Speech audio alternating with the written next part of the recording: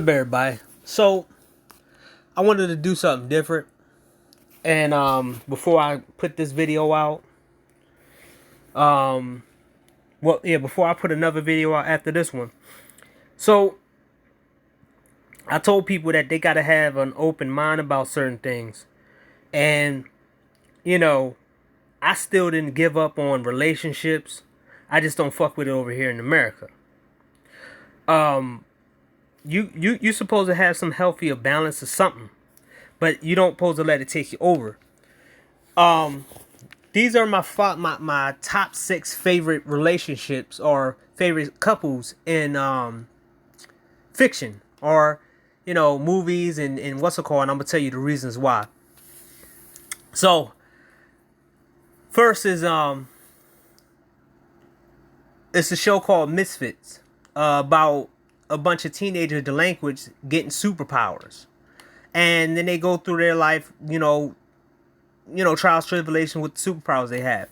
Simon is pretty much a weirdo, somebody who wasn't given a chance to be nothing. Well, wasn't given a chance to show that he was, I don't know how to say it, but Simon was pretty much an outcast, and people looked down on him because they couldn't communicate with him. He got around. What's that? He got around the perfect group of people and established relationships. Established a relationship with him. Now, that's purposeful right there, right? A guy who don't fit in with everybody, but finds a group of people that he fit in with that all had problems, and they all come together with those problems, right? So he is pretty much a virgin, right? He is bad with women. This environment around people who feel outcast like him, it gave him the ability to express himself without having to impress these people. And it took about a good season that he was a reliable guy. He just wasn't given a chance to be. He wasn't given the chance to be more than what society tried to put him out to be. So he always had the back of these people because they were the only people he was hanging around. Everybody else seemed to put him down or do everything else. But you got this pretty girl who's a thought, who's a whore. Her name is Alicia. All she does is sleep around. But she gets powers. Her power is what is it? Sex friends. I forgot what it's called. It's basically ultimate seduction. Anybody she touch, she can immediately make them like who she is. But that fucked her up because she can't touch anybody. She kind of got the rogue kind of stuff, but it's not that powerful, right? So at some point, like a girl does, like some females does, she go for the guy that looks better. His name is Curtis. It was revealed that Curtis is kind of how can I put it? Curtis is kind of a pretty much whiner, but he's an athlete, so he can get away with it.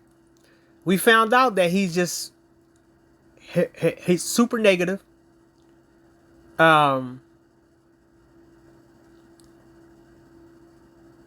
He's super negative, and he don't grow. And this was made evidence back when he was able to turn into a girl. That's another storyline, but so. You got this pretty girl who's a whore who learned her lesson through the fact is she maxed out on her sex with everybody, right? She maxed out. She didn't she finally realized that I can make anybody I want, but I can't really trust this. She had to get to a point where she was ready for a relationship before she was too past that point of no return, of being a thought. Simon got powers from invisibility because basically nobody noticed him. So his powers reflect what he feels like. So he can go invisible. So the storyline between Alicia and Simon is that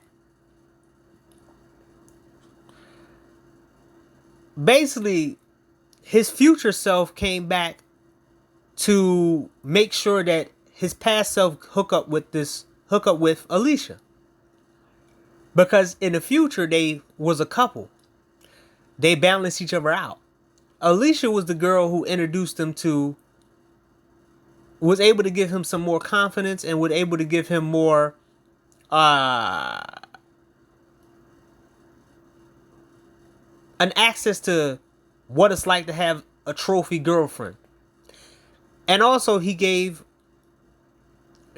him the trophy girlfriend experience, the hot girl experience, having a hot girlfriend, and giving him the pretty girl experience, and also seeing how he can do when he was given a chance with a woman like her. And she felt head over heels for him because he's not a bad person. He was just misunderstood. She basically abused her looks, abused her sexuality, until it became a burden on her where she couldn't touch nobody, couldn't connect with nobody. And she needed somebody to connect with, and that was the first person she connected with, was him. Even it was a good scene when she told him that she was sorry that she was a bitch to him. And basically, the smooth criminal that he was, the future version of himself, he already knew what was going to happen.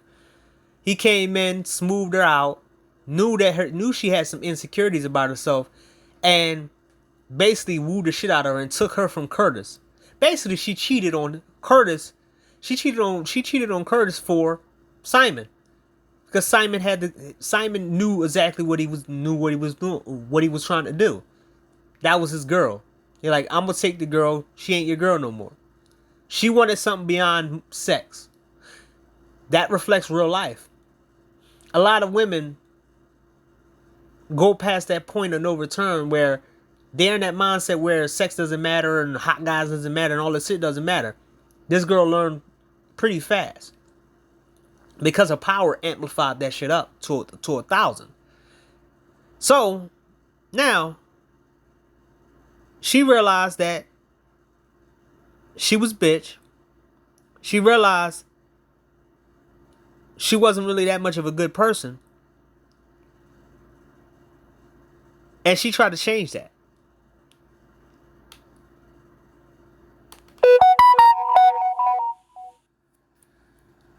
So let's show the relationship here.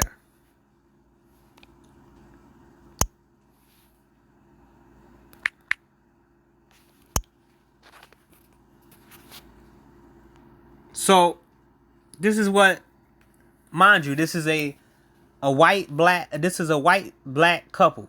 See, I don't discriminate against my stories. I'm not sitting here talking about representation. So this is it right here. This is the relationship. At first, she didn't see him as anything. The tragedy part about it is that it took to the point where she needed to get where he was at.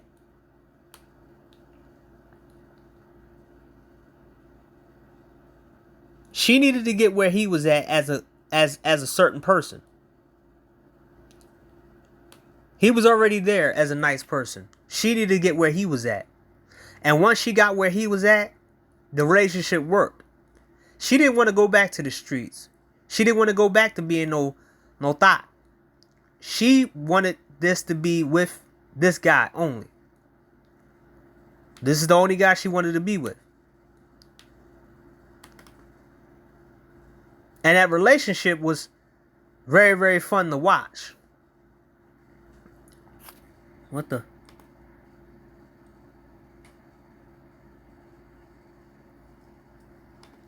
Especially when they broke up.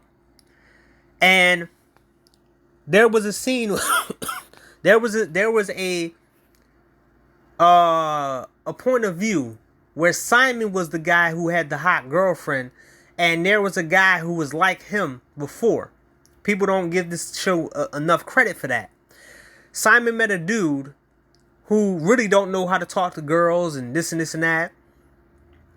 And Simon didn't make fun of him. Simon was there. He didn't try to school him and say, oh, this and this. He tried to school him and try to be his friend. The guy was kind of creepball because he turned Simon into his own pet project to go against Alicia. Alicia was tore up about this to a point where she was crying and, missing him and all this other stuff. And then they got back together. That was fun to watch. This relationship, whatever they was going through, right? So that's that's the first one. So, second is Michael Weston and Fiona Glenann. So Michael Weston was a CIA agent, CIA spy. He had a lot of mental problems. Well, he had a lot of family problems. And the best way he dealt with it was the fact is that he can be who he wanted to be. He can speak different languages. He can be the most dangerous guy in the world. As long as he didn't have to face the fact that he had problems. One day he got burnt. And his whole life changed. He had to go back to his hometown and face who he wanted to be and what he really wanted. For almost 6 seasons, he wanted to get back in the CIA. He didn't like civilian life. He didn't like anything that civilian life gave him. But in that time period, Michael Weston finally understood what family meant. Obviously, there's people who cared about Michael Weston in between, girlfriends, guys who, rivalries. It was like a story behind the weapon. He was a weapon. Behind the CIA agent, behind this dude with highly skilled, helping people. He wanted, his whole goal was to get back in the CIA so he doesn't have to face who he really was. Guess who came tagging along? His ex-girlfriend, Fiona Glenann, who has pretty much this tough girl attitude. Nobody can tell her what to do. She can do all bad by herself, whatever, right? It found out that was a product of the fact is that her sister died from the IRA. She went after the IRA and she molded herself to be tougher than nails, like Michael Weston. And in turn, Michael Weston and her made a good relationship because both of them was damaged and troubled people who used their skills and talents to intimidate everybody else. But to each other, they couldn't get rid of each other. They were the only ones who understand. They were the only ones who understand what it's like to be them. And they didn't need nobody else. So there was one scene that made me say that this relationship was good, right? I mean, this relationship was some crazy good shit. So Michael Weston and Fiona was in a gun battle, right? And he told her to, yo, you go. I'm gonna fight this out, even if I die. So he goes and do this gun battle. Next minute, she jumps over, to cover, and be like, basically you saying like you know that I don't want to, be in his life without you, right? And if you go, I go. And they fighting. There was one season where she was in jail, and he did all he can to get her out of jail. There was at one point where he turned dark. The last season of Burn Notice, he turned dark. He lost all his friends, and this was it was expressed that Michael Weston is not the same weapon he was before, and Michael Weston needed people in his life, or he was going to turn into a dove. He was going to turn into a darker person. Throughout the whole Burn Notice, he saw people like himself, but they didn't have a friend and family, or they lost their friends and family, and they turned into worse than what he was. And he learned from that. Even an older version of himself who seen him as a son to try to get him on the dark side. It was a good, fun show. It's just all the episodes and in between filler shows, it made the show dip. To me, it dipped down there. It would have been an A show if they would have just focused on the story and characters and certain reflections and stuff. But it's a B plus show. It could be an A plus, but the fillers of the show and in the goofy tone, it kind of messed it all up. But it would show that he needed a team behind him. He needed people that respect him and see him for who he is, not a weapon like the CIA. He finally understood the CIA didn't see him but nothing but a weapon. When he did all this stuff, taking down a whole entire organization that burned him, and all they did was put him as a consultant. They didn't let him come back. So, I'll show you the couple. Let's see. This is right here.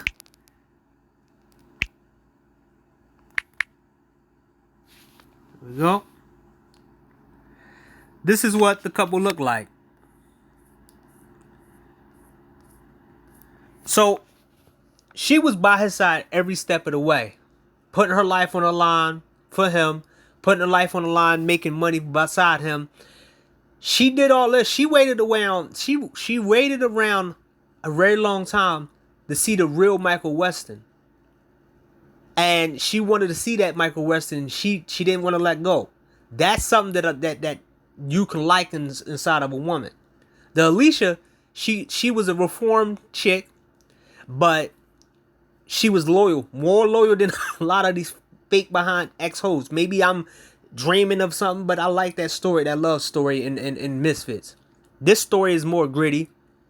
You got two highly skilled people who be like, they don't understand our world. She's an arms dealer. She can't have a normal relationship. And he's a spy. He can't have a normal relationship. She never let him go. She couldn't let him go. And she banged on that door until she basically was like, no, I'm not going nowhere. They had something going. They had like a little fight between them and whatever. They broke up and they went right back together. She was there from the very beginning. She woke him up when he got burnt. She was there to pry and see the best side of him and see beyond that. And he was there to basically pry into her. To everybody else, she's dangerous. To him, she's not. Just like to everybody else outside of their relationship, Michael Weston is this dangerous guy, and he got reputation of doing this and doing that. But to her, it's like, no, I'm not scared of you. She loved this dude for who he was. Scott McCall and Allison Argent. Yo, this is one of the best. This is like some high school drama shit right here. So, Scott McCall, mind you, right? You could say that his werewolf power got him Allison. She was a new girl in town. He got bitten by a werewolf, and he started to show power. He started to show signs of his powers. He impressed her and used his advantage of impressing her by making her comfortable in a new school First thing he did was give her a pencil. She basically was impressed with that. He started becoming stronger on the lacrosse team because his powers was manifesting at the time. She didn't know where his stand. She didn't care where he was at on the totem pole. She just basically first come, first serve. Would Scott McCall actually get Allison without his powers? Maybe, maybe not. Like I said, maybe, maybe not. Allison was a nice girl. When you see their relationship develop and you see that shit, you see the kind of moves, the shit that he say, it was like, yo, you proud of your boy. You proud of him, getting out his shell, being this, so-called loser guy, to being a rip fucking young vampire, young werewolf, and basically having her as his girlfriend, and them, sneaking around and, almost getting caught and doing all this. And then she was a hunter. She werewolf. Her dad is a werewolf hunter, basically supernatural hunter. She found out he was a werewolf, and she didn't fear him. She didn't give a fuck. She said, "Nope, yeah, I'm sticking with you." That was this love story. That love story right there. The beginning of Teen Wolf. It was carried by Allison and Scott McCall's relationship. The first 3 seasons was carried by that. Then after that, the shit ran off the rail, especially after they tried to replace Allison with the Asian chick. But I know what they was trying to do. They was trying to make Scott McCall as the popular guy and the Asian chick as the other popular guy, kind of reversing roles with Scott and Allison. But Allison and Scott, both of them was not in the... Allison came to a new school. She was not popular. So she got with the right person. But she didn't know, basically, his werewolf power helped him throughout the whole way. He was lovesick and everything else. He was putting moves on her and everything else, man. Like, he was proud of the boy. He was proud that he went to this nerd guy with asthma to the point where he's leader of a whole pack of people. People respecting him. And, looking up to him and confining him. It was like, whoa, love this. It's just, I didn't like the fact that they didn't pull the trigger on some of the things. So let's see. Teen Wolf, Scott and Allison.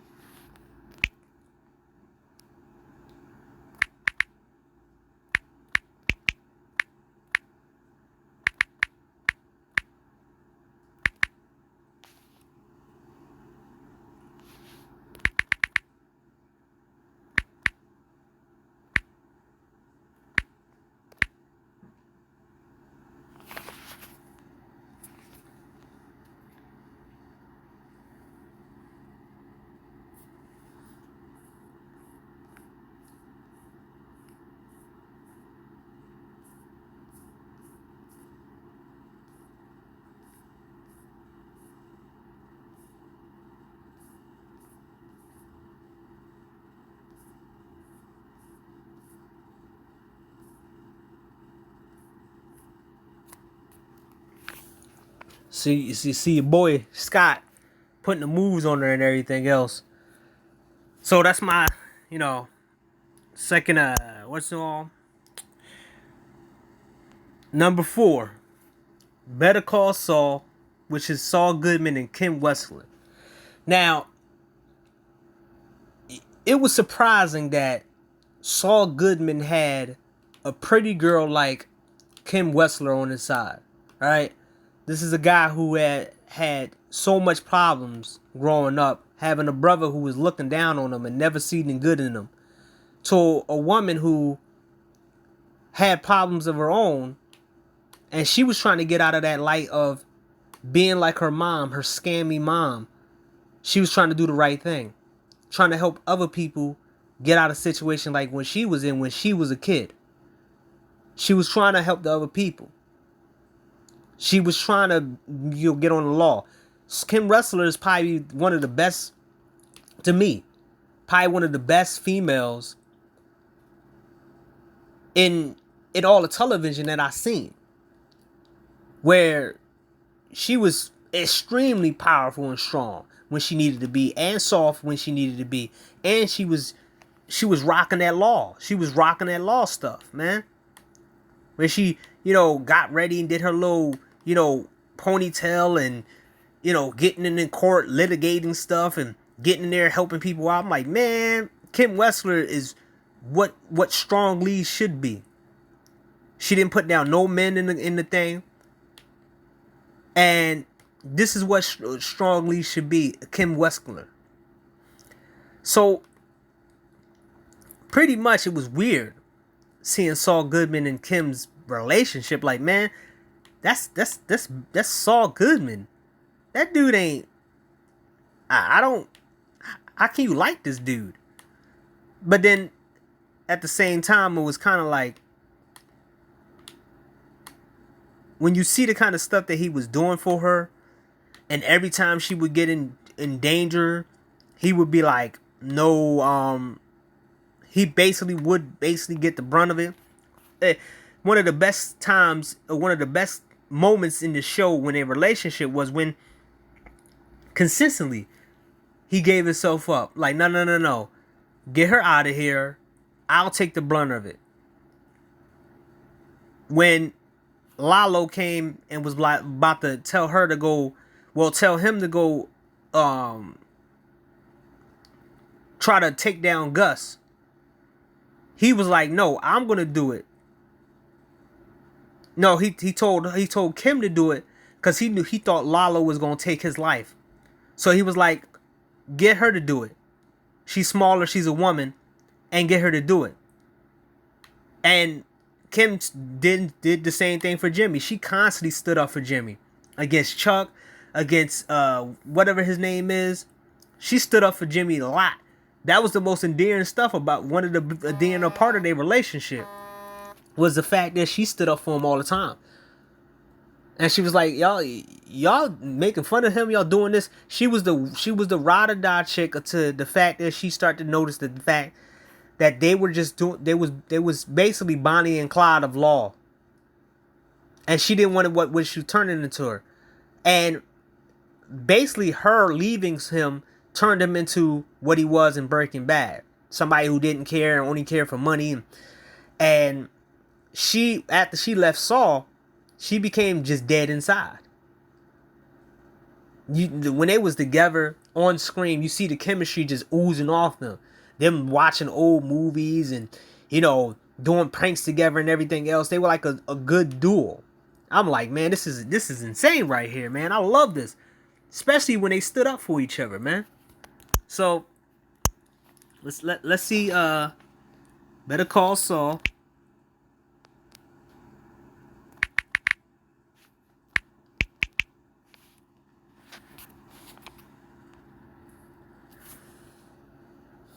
She was there since the beginning when he was in the mailroom. She was in the mailroom.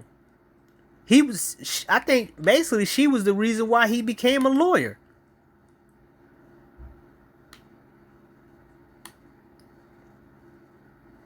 So this is what they look like. And mind you, I don't have any black people in my relationship stuff. I told you, I don't watch any black shows. I really don't. So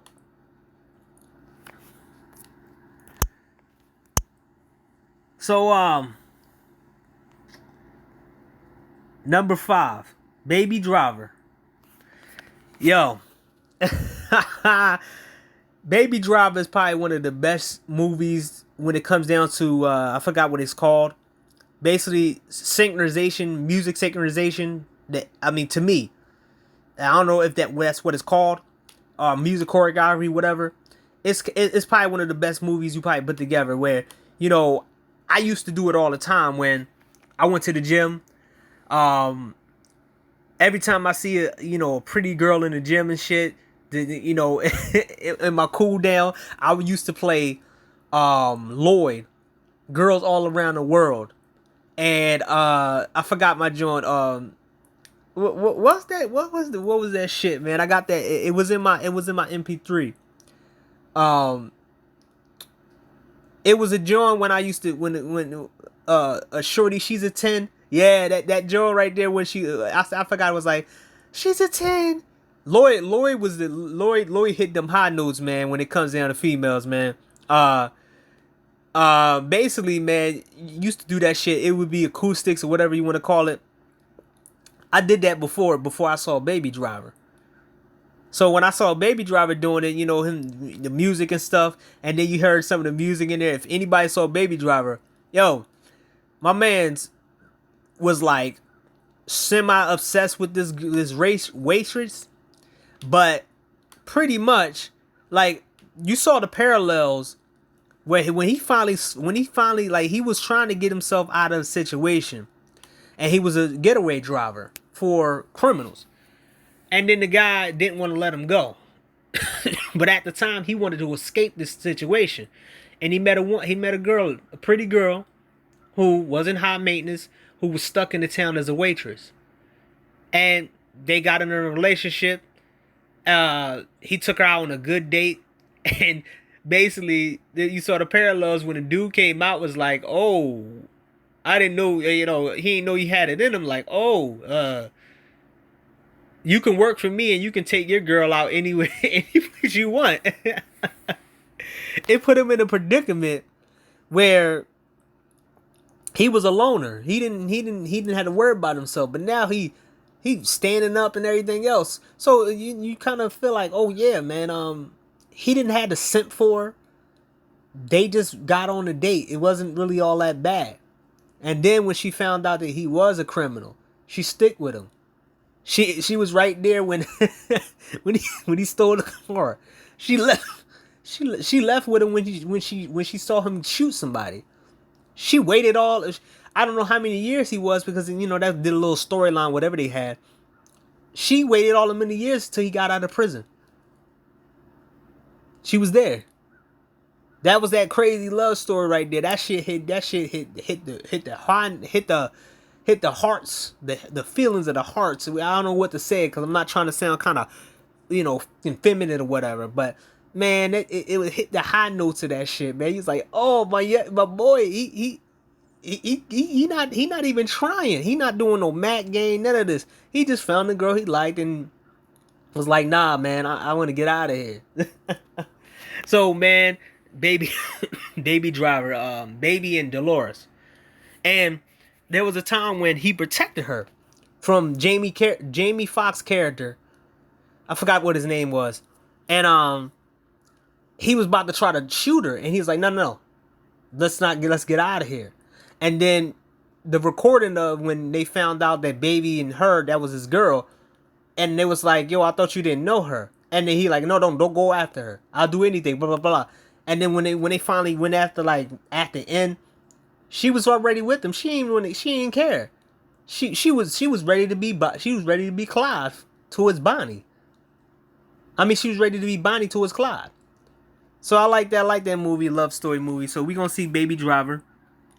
We're gonna see Baby Driver right now. We're gonna see what they look like. Here we go. This is it right here.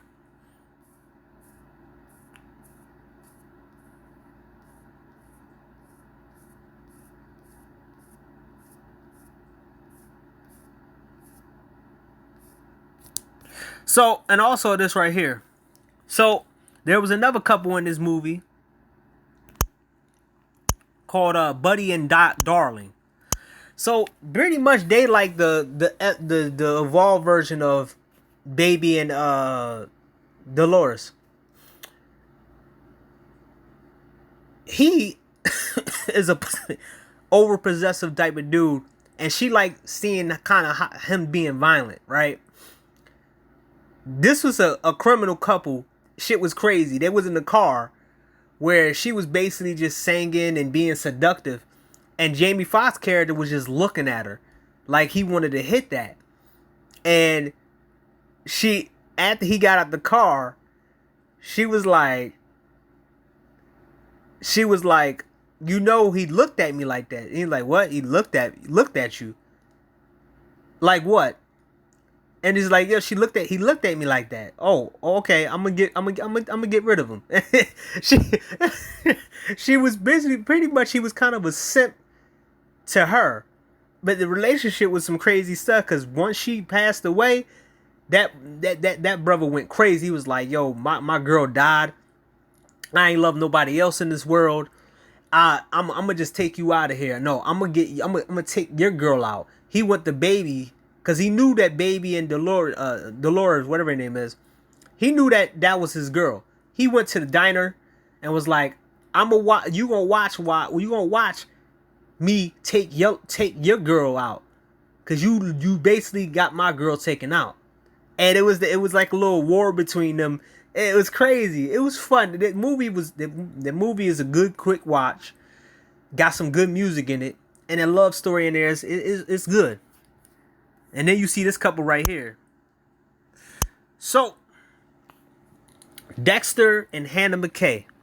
So a lot of people don't like this, but I think that Hannah McKay was basically the woman that depowered Dexter. She was the woman that made him want to basically leave. She was the only one who basically saw everything. She didn't care about the dead bodies, the heads, none of that. She wanted Dexter. She didn't care. She had her own way of getting rid of people. So it was a perfect person for him. She wasn't like Lumen or Lila or Rita. She wasn't like any of these people. She was the perfect match for Dexter. She was a killer. He was a killer. And both of them, basically, she tore down the mask that Dexter had and made him be like, nah, man, you are just a messed up person. Like, no, you can't blame it on this and this and this and that. You, this and this and that. It was a fun... you see their relationship, especially the way, the introduction, where this dude had her on his kill table and he couldn't even take her life because he wanted her that bad. He was like, this is what keeps me up at night. And he did like that. And then she was the first person that ever told him, go ahead, kill me. He basically, took her tape off, and she was like, do what you got to do. She was no fear. She wasn't She wasn't trying to think that he was going to let her go, and he was about to stab her and he was about to take her out, and he was like, oh no, I need some of that punani. He he cut her. He cut the tape, and was like, and he basically banged her on top of his kill room. Then was like, he went back and forth. It was like, oh no, we can't meet each other no more. And he kept going back and forth like, no, you really do like me, and this and this and this and that. And they was going back and forth. It was cool, playful, whatever.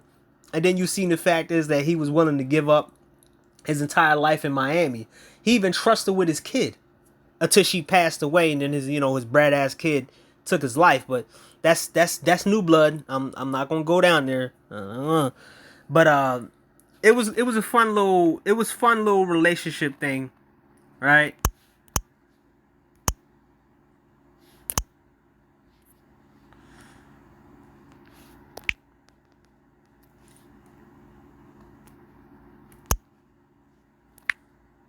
So this is what they look like.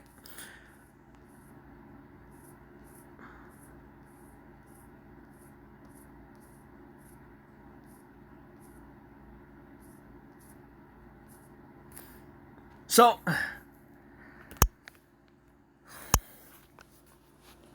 as I said before, man, this whole video was about being more complex than they give you out to be, and always having a balance. Like, you don't have to read fucking book novels and be in fantasy and all that shit, man. Like, I got movies that show about friendship. Like, what's it, Gungrave? Gungrave is the ultimate show about friendship and betrayal. Harry McDowell and Brandon Heat, and how he gave up the woman he loved to his boss in order for her to live a better life, and his own best friend killed them for power. And then they came to, and then he went after his